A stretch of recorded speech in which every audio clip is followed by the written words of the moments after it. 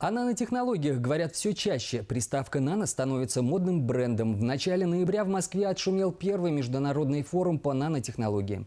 Одним из итогов форума стало учреждение компании «Роснанотех» премии для ученых за разработки в сфере нанотехнологий, которые воплотились в жизнь и нашли свое массовое применение. Так заявил глава корпорации Анатолий Чубайс на закрытии форума.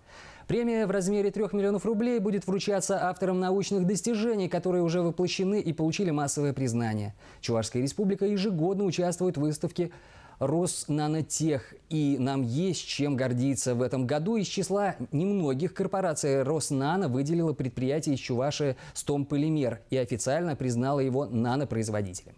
Александр Коротков более 10 лет трудился в стоматологии. В этом деле, как говорят в народе, собаку съел. Но хотелось чего-то большего.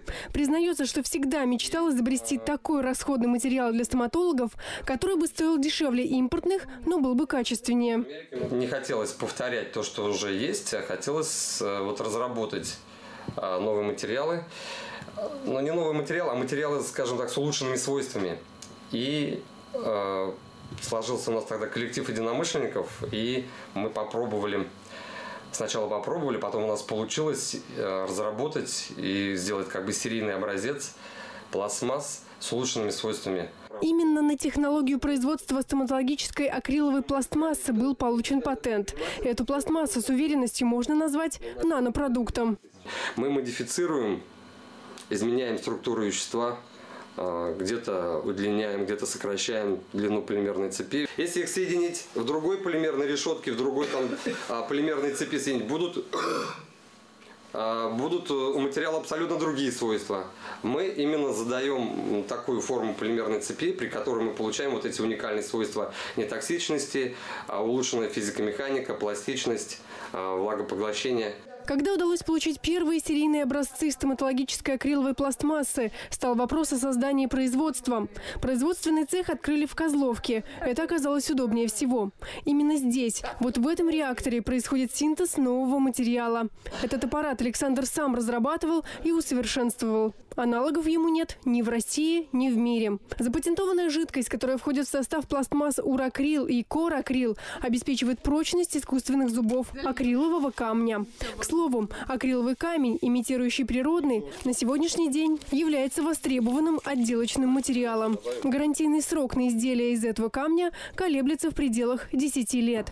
Зубные протезы, которым создатели дали имя «Сывлах», тоже могут похвастаться своей долговечностью. Они не желтеют с течением времени и прекрасно выдерживают температурные перепады. Проверено. Ими уже пользуются в 83 городах России. Поставляют их также в Казахстан и Белоруссию. Кстати, партнеров сотрудники Стомполимера находят в основном благодаря интернету, а также участием в различного рода выставках. Мы участвуем в специализированных выставках как в России, так и за рубежом. Второй год подряд мы участвуем в выставке «Роснано». Кроме этого, кроме выставки, мы подали заявку в «Роснано» на получение гранта. Ждем результатов. Республика также поддерживает свои инновационные предприятия. В этом году мы подали наш проект в Минэкономразвития Чувашской республики. Правительственная комиссия рассмотрела наш проект, одобрила и выделила нам безвозмездную субсидию в размере 3 миллиона 200 тысяч рублей на покупку необходимого оборудования, расширение производственных мощностей и увеличение выпуска продукции. До конца года Стомполимер планирует занять 20% акрилового рынка России, а в 2013-м уже 50% рынка. Для достижения этих амбициозных планов у предприятия есть все шансы. Галина Титарчук, Андрей Спиридонов, Республика.